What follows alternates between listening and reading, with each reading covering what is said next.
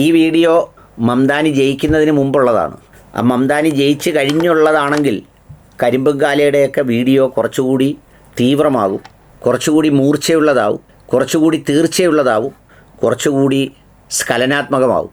ഇത് അതിന് മുമ്പുള്ളതായതുകൊണ്ട് ഇതിനെ ഒന്ന് കേൾക്കാം. ഇതേ കേട്ടോളൂ. റെയ്ഡ് നടക്കണം. കാരണം ഈ ഇന്ത്യ മഹാരാജ്യത്തിൽ നോർത്ത് ഇന്ത്യയിൽ ശ്രദ്ധിച്ചാൽ അറിയാം, ലോകത്തിന്റെ പല ഭാഗത്തും ശ്രദ്ധിച്ചാൽ അറിയാം, മദ്രസകളാണ് ആയുധ കലവറകൾ. ഒരു മര്യാദയും എനിക്ക് ആ കാര്യത്തിൽ. കറക്റ്റ്. ഏറ്റവും കൂടുതൽ ലോകത്ത് ആയുധങ്ങൾ സംഭരിച്ചു വെച്ചിരിക്കുന്നത് അമേരിക്കയാണ്. അമേരിക്കയിൽ എവിടെയാണ് ആയുധങ്ങളെല്ലാം? മുഴുവൻ ആയുധങ്ങളും അവിടുത്തെ മദ്രസകളിലാണ്. അവിടുത്തെ ഏറ്റവും പ്രധാനപ്പെട്ട മുഫ്തി ഡൊണാൾഡ് ട്രംപുൽ തങ്ങളുൽ അർബാബുൽ കുത്തുബിയത്തുൽ ആട്ടീരിയുൽ ഖദമത്തുൽ ഖുത്തുബ തങ്ങളുടെ ഏറ്റവും വലിയ സംഭരണശാലയിലാണ് ഏറ്റവും കൂടുതൽ ആയുധങ്ങൾ വെച്ചിരിക്കുന്നത്. അത് കരിമ്പുംകാല കണ്ട്. കരിമ്പുംകാല അമേരിക്കയിലൊക്കെ പോകുന്ന ആളാണ്.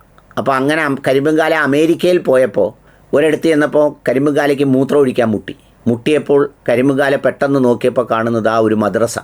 അവിടെ ചെന്നിരുന്ന് മൂത്രം ഒഴിച്ചുകൊണ്ടിരിക്കെ കരിമ്പുംകാല ആ മൂത്രം പൊയ്ക്കഴിഞ്ഞ് അതിൻ്റെ ഒരു സുഖത്തിൽ മുകളിലേക്ക് നോക്കിയപ്പോൾ കാണുന്നത് ഏറ്റവും കൂടുതൽ ആയുധങ്ങൾ ശേഖരിച്ചു വച്ചിരിക്കുന്ന അമേരിക്കയിലെ മദ്രസയിലാണ്. എന്ന് മാത്രമല്ല, അസനാരുട്ടി ഉസ്താദ്, ഉസ്മാൻ ഉസ്താദ് എന്ന് പറയുന്ന 2 പേരാണ് ഹിരോഷിമയിലും നാഗസാക്കിയിലും കൊണ്ടുപോയി ബോംബിട്ടത്. അതുകൊണ്ട് റെയ്ഡ് നടത്തിയാൽ ഇഷ്ടംപോലെ ഈ പറയുന്ന ആയുധങ്ങൾ നമുക്ക് എവിടെ നിന്ന് കിട്ടും? മദ്രസകളിൽ നിന്ന് കിട്ടും. ഞങ്ങളൊക്കെ മദ്രസയിൽ പഠിക്കാൻ പോകുമ്പോൾ രാവിലെ അവിടെ ചെന്ന് നിന്ന് പഠിക്കുന്നത് വെടിയുണ്ട തിന്നുക, തോക്ക് എടുത്തു വെച്ച് സ്വന്തം നെഞ്ചിലേക്ക് നിറയൊഴിച്ച് പഠിക്കുക, പിന്നെ വാളെടുത്ത് വെച്ച് അടുത്തിരിക്കുന്ന ആളിനെ ഈരുക തുടങ്ങിയ പ്രധാന പരിപാടികളാണ്. ഇതൊക്കെ എങ്ങനെ കണ്ടുപിടിച്ചറാ കള്ള കരിമ്പുംകാളെ? തീർന്നില്ല, ബാക്കി കരിമ്പുംകാളയുടെ കേട്ടോളൂ. ഒരു മതേതര രാഷ്ട്രത്തിൽ ചെയ്യേണ്ടത് എന്താണോ അത് ചെയ്യണം. നമ്മൾ കൊടുക്കുന്ന മതേതരത്തിന്റെ വില ഇവർ തരുന്നില്ല എങ്കിൽ അവരത് അർഹിക്കുന്നില്ല എന്ന് കണക്കാക്കിക്കൊണ്ട് തന്നെ അത്തരത്തിലുള്ള നീക്കം ഇനി അതിനെ മടിക്കേണ്ട, ഇനി അതിനെ മടിക്കരുത്. ഇനി ഒരു ബാക്കിയുള്ള സമൂഹം ബാക്കി ഉണ്ടാവില്ല. ശാംബാവു അതാണ്, ബാക്കിയുള്ള സമൂഹം ഒന്നും ബാക്കി ഉണ്ടാവില്ല.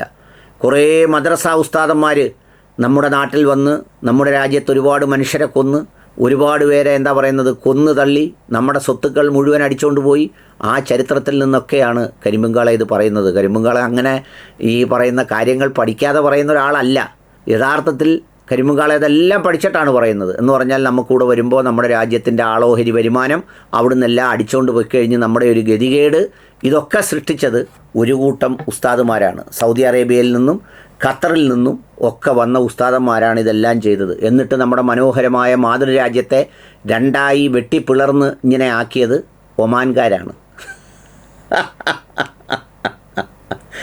ഏതായാലും കരിമ്പുംകാലയുടെ ആ പ്രയോഗം ഞാനിങ്ങനെ കണ്ടിരിക്കുമ്പോൾ ഈ പറയുന്നത് പോലെ മറ്റൊരു പ്രഭാഷണം കേൾക്കാനായി. ഒരുപക്ഷെ കരിമ്പുംകാലയുടെ പ്രഭാഷണം കേട്ട് പുള്ളി പറഞ്ഞതാണോ എന്നറിയത്തില്ല. ഏതായാലും ആ പ്രസംഗം ഒന്ന് കേൾക്കാം. കേട്ടോളൂ. ഞാൻ മദ്രസയെ പഠിച്ചിട്ടുള്ള ആളല്ല, പക്ഷേ ഇപ്പൊ പല ആൾക്കാരും പ്രചരിപ്പിച്ചുകൊണ്ടിരിക്കുന്നത് മദ്രസയിലൊക്കെ തീവ്രവാദം പഠിപ്പിക്കേണ്ടതാണ്. അങ്ങനെയാണ് നാട്ടിലൊക്കെ പ്രചരിപ്പിക്കുന്നത്. ആ പ്രചരണം എന്നെ ബാധിക്കാറില്ല. ഞാൻ മദ്രസയെ പഠിച്ചിട്ടില്ല, അവിടെ എന്താ പഠിപ്പിക്കണമെന്ന് കൃത്യമായിട്ട് എനിക്ക് അറിഞ്ഞുകൂടാ, അത് ശരിയാ.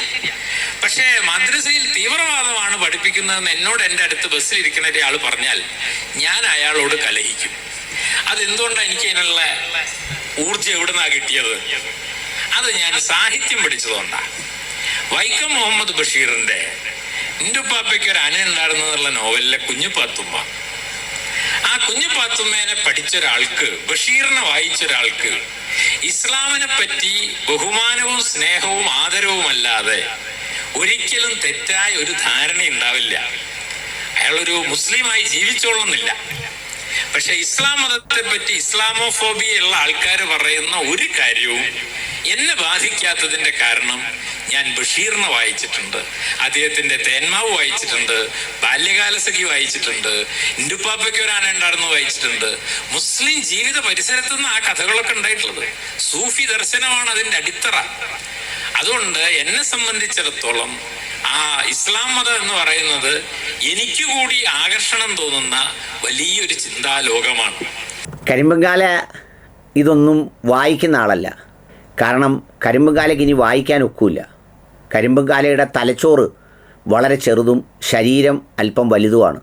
ഒരർത്ഥത്തിൽ പറഞ്ഞാൽ നമ്മൾ സാധാരണ ഈ പത്തായത്തിൻ്റെ മുകളിൽ തേങ്ങ വെച്ചിരിക്കുന്നത് പോലെ, ഒരു തേങ്ങ ഒക്കെ കൊണ്ട് വെച്ചിരിക്കുന്നത് പോലെ അത്രയും ആ കരിമ്പുംകാലയുടെ ചിന്ത മുഴുവൻ അങ്ങനെയാണ് ഉണ്ടായിട്ടുള്ളത്. എന്ന് മാത്രമല്ല, വായിക്കുന്ന അറിവുകളും അനുഭവങ്ങളും ഒക്കെ കരിമ്പുംകാല സാറ് തലയിലല്ല സൂക്ഷിക്കുന്നത്, ശരീരത്തിൻ്റെ മറ്റു ഭാഗങ്ങളിലാണ്.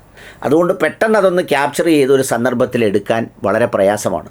അതുകൊണ്ട് കരിമ്പുംകാലയ്ക്ക് ഇതുപോലെയുള്ള ഏതെങ്കിലും ഒരു ചികിത്സ സ്വീകരിച്ച് മുസ്ലിങ്ങളുമായിട്ടൊന്നും ബന്ധപ്പെടുകയും അവരുമായിട്ടൊന്നും ഇതിനൊന്നും പോകണ്ട, അല്ലാതെ വേറെന്തെങ്കിലും മാർഗ്ഗം സ്വീകരിക്കുന്ന കൂട്ടത്തിൽ ഇതുപോലെ എന്തെങ്കിലുമൊക്കെ വായിച്ച് ഒരു അറിവും പ്രാപ്തിയുമൊക്കെ ഉണ്ടാകണം. കുറഞ്ഞ പക്ഷം നമ്മുടെ ഛത്തീസ്ഗഡിലെ 8 ഗ്രാമങ്ങളിൽ കയറിപ്പോകരുത് എന്നും പറഞ്ഞൊരു ബോർഡ് വെച്ചേക്കുന്നില്ല, ആ ബോർഡ് വെച്ചേക്കുന്നതൊക്കെ വായിച്ച് ഒന്ന് ഒരു അറിവും വിവരവും ഒന്ന് വർദ്ധിപ്പിക്കണം. കൂടാതെ കരിമ്പുംകാല ചെയ്യേണ്ടത്, ഇന്നൊരു ന്യൂസ് വന്നിട്ടുണ്ട്, ക്രിസ്ത്യൻ സമൂഹങ്ങൾക്ക് നേരെ ഉണ്ടായിരുന്ന ആക്രമണം 500% ഇന്ത്യയിൽ വർദ്ധിച്ചു.